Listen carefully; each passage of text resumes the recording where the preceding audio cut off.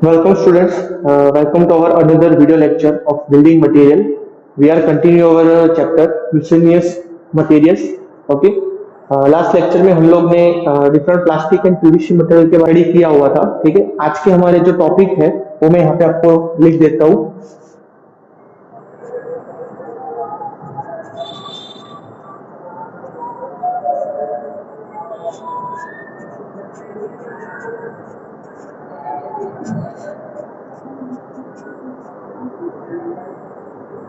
Okay,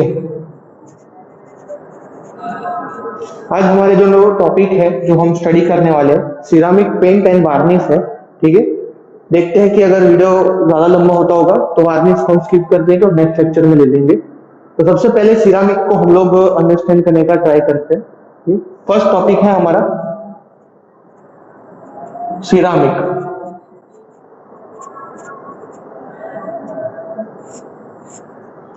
okay, ceramic material क्या है? It is nothing but just a clay.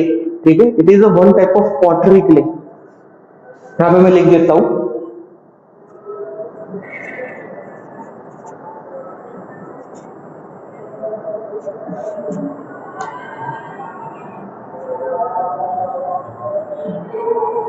ठीक है, इसको हम पॉटरी क्ले भी कहते हैं. ठीक है, generally clay products, glass products वगैरह के अंदर हम लोग इसका इस्तेमाल करते हैं मटेरियल बनाने के लिए, सिरामिक मटेरियल का. ठीक है, अब ये जो सिरामिक प्रोडक्ट्स होते हैं जनरली क्ले से बनते हैं. आप लोग चाइना वेयर्स की बात करते हो तो वो भी एक सिरामिक प्रोडक्ट का एग्जांपल रहेगा. ठीक है, सिरामिक प्रोडक्ट्स के अंदर आपने क्ले की बात करता हूं मैं, तो सेकंड चैप्टर में आपने क्ले के बारे में काफी कुछ उसके अंदर देखा होगा. ठीक है, ब्रिक्स बनाने के अंदर भी काफी कुछ आपने क्ले के बारे में पढ़ा होगा. तो क्ले की प्रॉपर्टी आएगी डेफिनेटली सिरामिक के अंदर. अगर हमें आगे डिटेल में जाना है तो हमें क्ले के बारे में पहले समझना पड़ेगा. तो क्ले की प्रॉपर्टीज तो आपको पता ही होगी. Clay is nothing but a plastic material. ठीक है, it is behaves like a plastic when it is in wait condition and when it will become dry it will B solidify, right, transfer into solidification. तो मतलब कि clay जो होता है, जो गीली होती है, तो हमें वो किसी भी शेप में हम उसको ट्रांसफर कर सकते हैं, मोल्डिंग कर सकते हैं. पर जैसे उसमें मॉइस्चर इवापोरेट हो जाता है, ठीक है, वैसे वो हार्ड फॉर्म में कन्वर्ट हो जाती है और ज्यादा टेम्परेचर पे वो हमें ज्यादा हार्ड और स्ट्रॉन्ग इफेक्ट्स उसके अंदर हमें देखने के लिए मिल जाती है. ठीक है, अगर क्ले है, ठीक है, सिरामिक बनाने के अंदर जो क्ले यूज होती है, ठीक है, वो क्ले के अंदर आप लोग देखोगे कि केओलाइन और सिलिका कंटेंट ज्यादा होता है. ठीक है, clay is nothing but a combination of kaolin and silica content. Other is alumina, mica, moldworlite is another its ingredients, but generally it has a kaolin and silica. So if we can find the clay from the ground, then there is another ingredients like iron oxide, okay, organic matters, then sulfurs. Another one is ingredient is like plastic, कहते हैं ना उसको, क्या कहते हैं, sulphur की बात की, lime. Another is lime content. ठीक है, क्ले की मैं बात कर रहा हूं तो उसके अंदर आयरन ऑक्साइड, अगर आप उसको डायरेक्टली ग्राउंड एर्थ के ऊपर से लेकर कलेक्ट करते हो तो सबसे पहले तो आप उसके अंदर क्या देखोगे, आयरन ऑक्साइड होगा, लाइम हो गया. ठीक है, उसके बाद है sulphur and another organic metals. वो मैं यहाँ पे लिख देता हूँ. ठीक है, आपको कौन से नेचुरल कंडीशन में क्ले के अंदर से इंग्रेडिएंट्स मिल जाएंगे.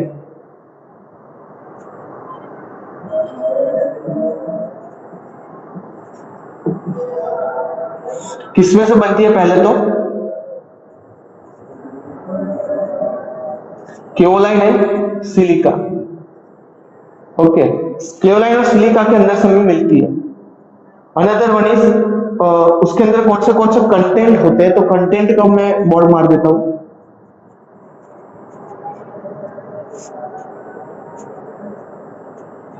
आयरन ऑक्साइड होगा, उसके बाद आता है लाइम. लाइम मतलब वो सीएओ वाला. उसके बाद ऑर्गेनिक कंपाउंड्स,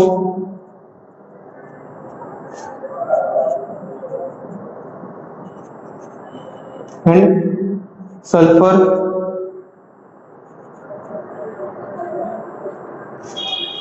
अब ये हर एक जो मटेरियल है उसकी अलग अलग प्रॉपर्टीज आपको लेके अंदर देखने के लिए मिलेगी जब आप उसको स्लेकिंग और सेटिंग की प्रोसेस के अंदर पार्टिसिपेट करा होगा। ठीक है, तो जब हम सिरामिक प्रोडक्ट के अंदर की बात करते हैं कि ये इंग्रेडिएंट्स जब हम सिरामिक प्रोडक्ट बनाने के लिए देखते हैं तो क्या इफेक्ट करती है प्रोडक्ट उसके अंदर। तो सबसे पहले तो आयरन ऑक्साइड आपको पता होगा, it will helps to effect the reddish और yellowish colour to the clay.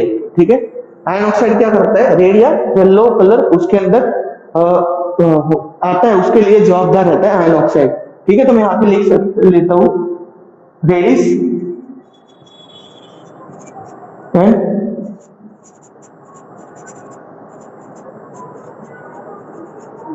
Yellowish colour. ठीक है, iron oxide reddish and yellowish colour के लिए जवाबदार रहता है। लाइम की बात करूं तो it will provide the flux. ठीक है, create flux,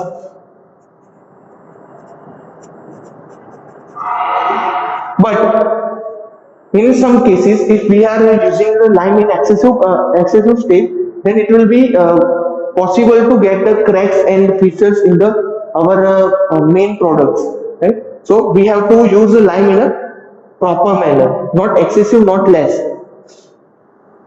Another one is the organic compounds. So what will be happen when we are going to burn our clay to produce the ceramic product? We have to burn the clay in the kiln. So at the time of burning process, the organic materials will be going to burn. So it will not give a excess of results in the case of making ceramic products, right? So organic compounds will be going to burn. So I will just write down here will burn. Then after sulfur, okay, you already know about the sulfur. Okay, it is a excess of salt. ठीक है, salty material होता है।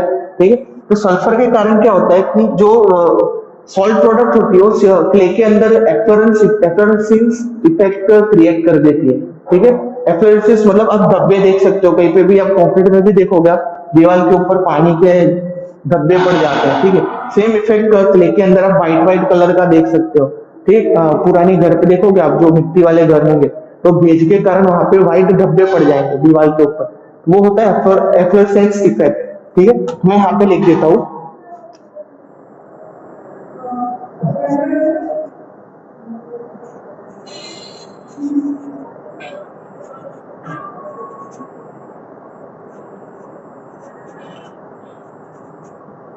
ठीक है, sulphur is responsible for the efflorescence effect. Then after we have to understand about swelling and sorry plasticity and sinkage property. ठीक है, clay के अंदर आप सबको पता होगा टू टाइप की प्रॉपर्टी होगी। ठीक है, फर्स्ट वन इज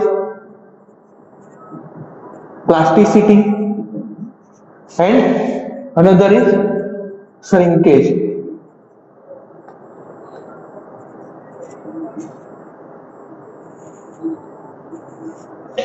तो प्लास्टिसिटी के कारण क्या होगा, plasticity is only responsible to make the moulding of the clay material while it is in the wet condition. Right, जब वो वेट कंडीशन में होती है क्ले, तो वो हम उसका मोल्ड कर सकते हैं, उसको किसी भी शेप में किसी भी ढांचे में उसको हम डाल सकते हैं। ठीक है, क्ले के अंदर जैसे ही हम क्ले के अंदर को क्ले को बंद करेंगे उसी ढांचे में डालने के बाद, तो उसमें से जो मॉइस्चर होगा वो इवापोरेट हो जाएगा और वो धीरे धीरे करके ड्राई स्टेट में और हार्ड स्टेट में जाना स्टार्ट हो जाएगा। ठीक है, तो प्लास्टिसिटी का केस वहां पे खत्म हो जाता है।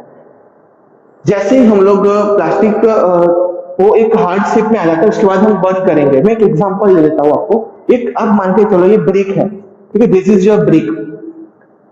पानी वानी डाल के मैंने ब्रिक का मोल्डिंग कर दिया है और ब्रिक यहाँ पे पड़ी है। अब इसको मैं क्या करूंगा, नेचुरल टेम्परेचर के ऊपर ड्राई होने दूंगा थोड़ी देर। ठीक है, जैसे ही उसमें से पानी निकल जाएगा वैसे वो इसी शेप में रहेगी।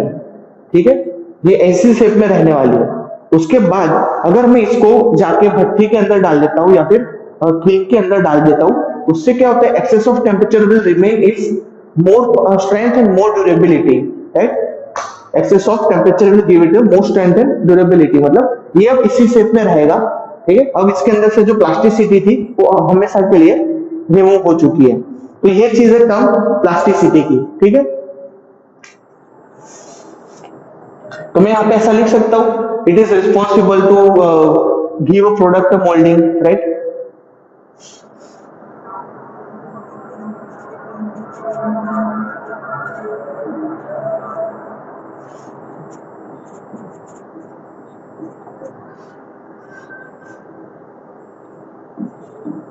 when it is wet, we will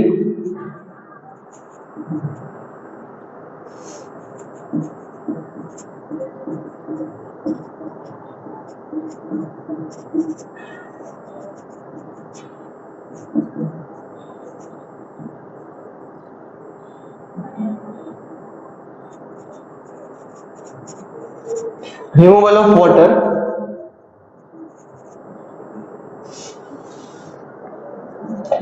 responsible for hardening of clay.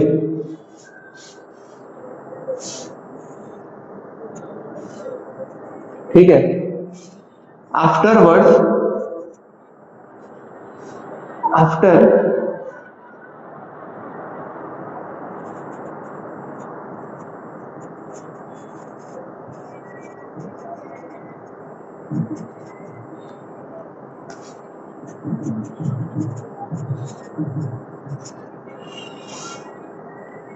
given temperature it in kiln, it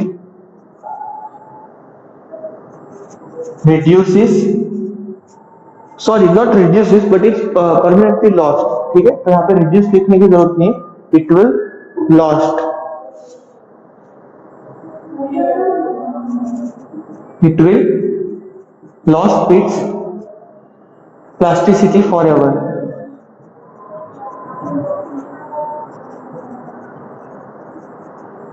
okay, ये सब चीज थी यहाँ पे प्लास्टिसिटी के बारे में. यहाँ पे मैं बात करता हूँ प्लास्टिसिटी की थी, ये जो जितने भी पॉइंट्स थे ये सब. ठीक है, मैं बात करता हूँ श्रिंकेज की. तो श्रिंकेज क्या चीज है? Shrinkage is nothing but it is a property of removal of water. ठीक है, due to the removal of water the material will going to shrink some amount. ठीक है, it will reduce its volume in some amount, it is consider as a shrinkage. मतलब जब हम उसके अंदर moisture होता है, ठीक है, पानी ऐड किया होता है, उसको मोल्डिंग किया होता है, उसके बाद वो धीरे धीरे ड्राई स्टेट में जाता है. ठीक है, तो जब वो प्रॉपर्ली ड्राई स्टेट में चला जाता है, श्रिंकेज स्टेट में चला जाता है, तो उसका जो वॉल्यूम होता है वो थोड़ा सा रिड्यूस हो जाता है. तो दैट इज योर श्रिंकेज. तो if excess of shrinkage will happen, मतलब कि जब हम कोई भी मटेरियल है, क्ले सिरामिक मटेरियल है, क्ले को, पॉटरी क्ले को अगर किल्न के अंदर ज्यादा तापमान पे तपाएंगे तो उसके क्या होगा कि उसका जो वॉल्यूम है वो ज्यादा मात्रा में रिड्यूस हो जाएगा और उसके अंदर फीचर्स और क्रैक्स पड़ जाएंगे. ठीक है, तो हमें कैसा मटेरियल देना हो चाहिए और कितना टेम्परेचर देना चाहिए, ठीक, जिससे उसके अंदर ना ही ज्यादा मात्रा में श्रिंकेज हो जाए, श्रिंकेज होने से वो टूट जाएगा मटेरियल. ठीक है, या फिर ना ही ज्यादा उसके अंदर एक्सपांशन हो जाए.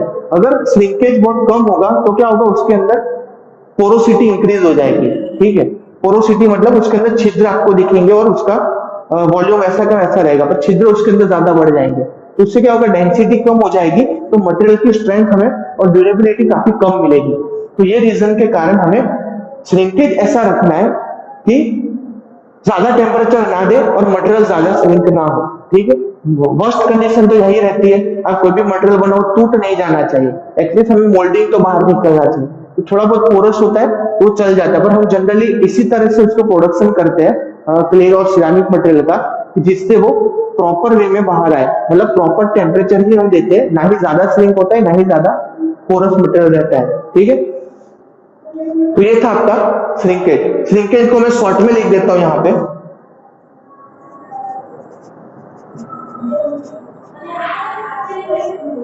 एक ही पॉइंट में लिख देता हूं, reduction in volume of the material.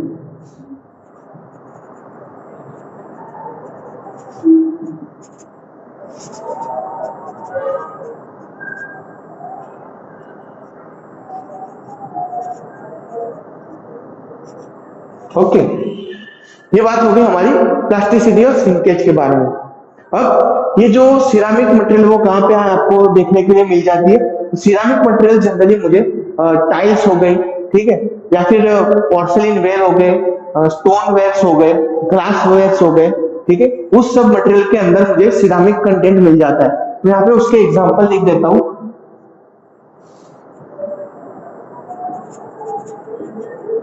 Ceramic tiles, स्टोनवेयर्स,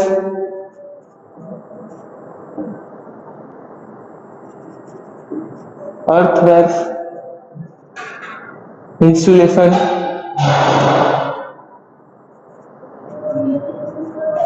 ये सब रजिस्टर्स,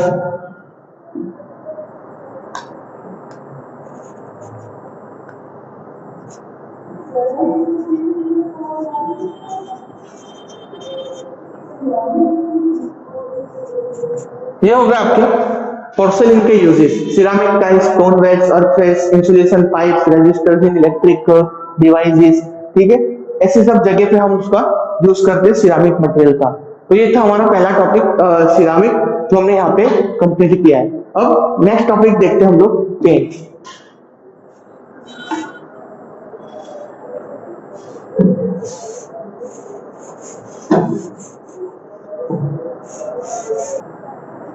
ओके, तो नेक्स्ट टॉपिक है हमारा पेंट। पेंट के ऊपर हम डिस्कशन करेंगे अब।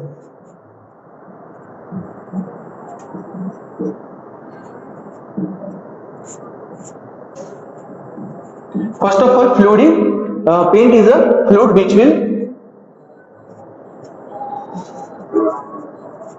protect hard surface and gives finishing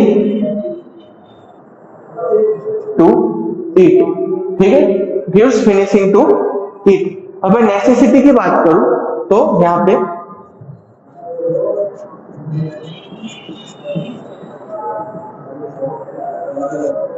necessity of paint is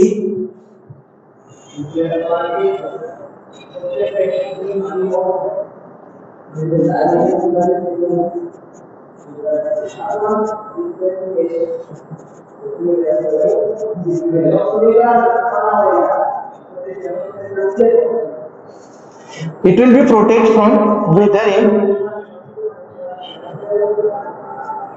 corrosion,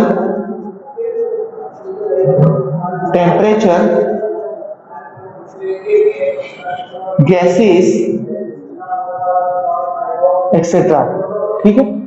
ये जो हमारा पेंट होता है वो मटेरियल को इन सब चीजों से प्रोटेक्ट करेगा, weathering, corrosion, temperature, gases, another terms के ऊपर वो प्रोटेक्ट करेगा, जबकि वो मटेरियल को स्मूथ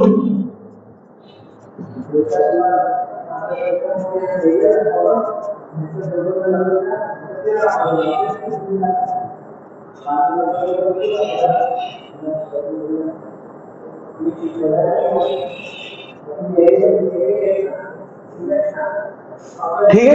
वो मटेरियल क्या करता है, पेंट मटेरियल को smooth, level, pleasant and good looking convert कर देता है पेंट। तो ये है उसकी नेसेसिटी, उसको लगाने की नेसेसिटी है, ठीक है। अब हम उसके कैरेक्टरिस्टिक्स ऑफ गुड पेंट्स देख लेते हैं यहाँ पे।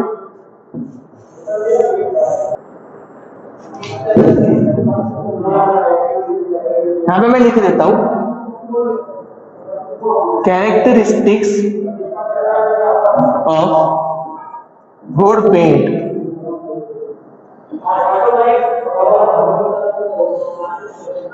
यहाँ पे हम उसके कुछ कैरेक्टरिस्टिक्स देख लेते हैं गुड पेंट के, ठीक है। तो सबसे पहले तो it will be spread thoroughly, ठीक है, प्रॉपरली स्प्रेड होना चाहिए। पेंट ऐसा होना चाहिए कि प्रॉपरली स्प्रेड हो। अगर एक जगह पे डालने पे स्टक हो जाएगा तो ज्यादा क्वांटिटी में वो हमें चाहिए होगा और प्लेजेंट और स्मूथ सरफेस हमें नहीं देगा। तो सबसे पहले तो spread properly,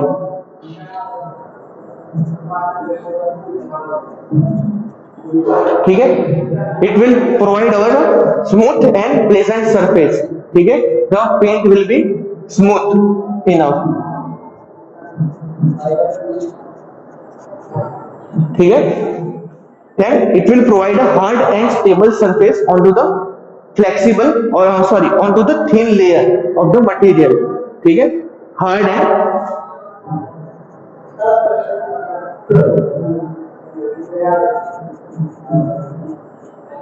hard and stable film provide when it will become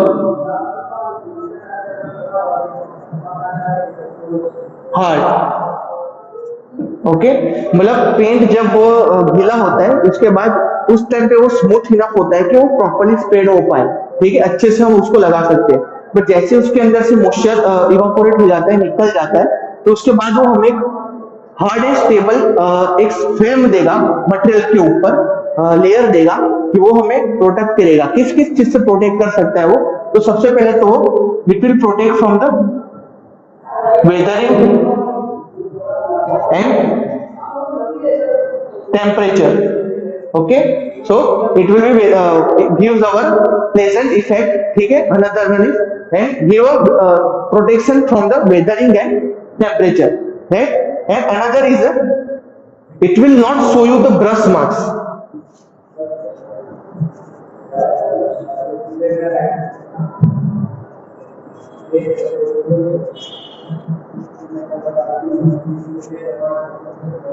ठीक है, पेंट ऐसा होना चाहिए कि उसके ऊपर ब्रश के मार्क्स हमें बिल्कुल भी दिखने नहीं चाहिए। ठीक है, सबसे पहले it will B not also, हमें उसके अंदर ये भी देखना है कि वो ऐसा टॉक्सिक मटेरियल नहीं होना चाहिए। ठीक है, नॉन टॉक्सिक मटेरियल होना चाहिए।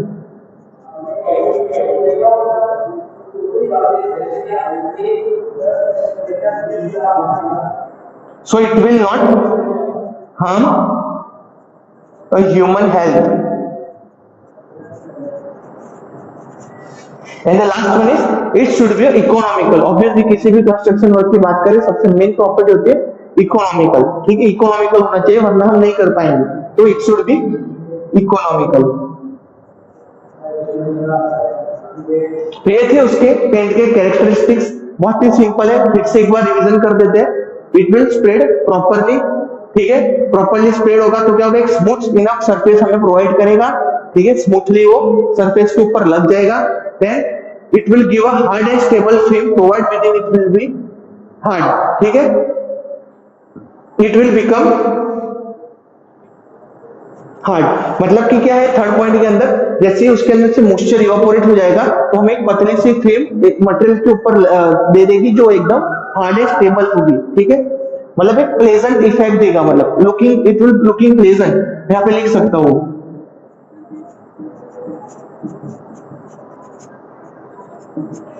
Then it will protect from the weathering and temperature effect, and another protection will be like gaseous protection and corrosion protection. ठीक है, it will protect from the corrosion also,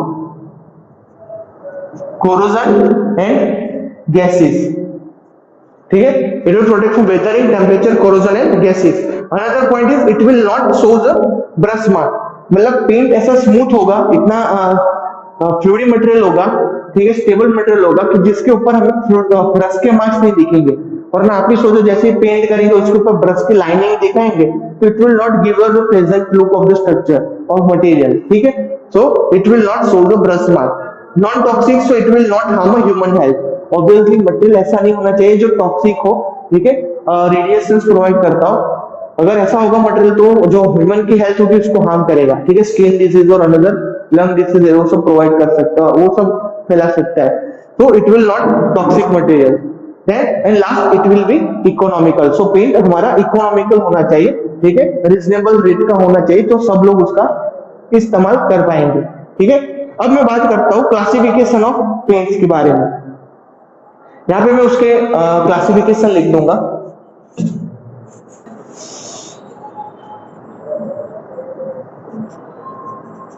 classification of paint, ठीक है, तो classification की बात करूं तो classification किससे बेसिस पे होगा, इंग्रेडिएंट्स के बेसिस के ऊपर होगा। ठीक है, तो यहां पे मैं लिख देता हूं classification based on the ingredients, based on the ingredients. सबसे पहला तो हमारे पास, आपको पता होगा, आप मार्केट में भी देखते हो, घर कलर काम होता होगा तो आपने देखा होगा, सबसे पहले तो होता है water based paint,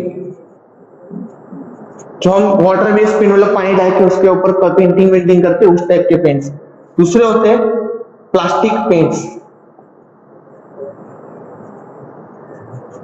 then oil paints, another is cement paints, then after bitumen type paints and another special paints.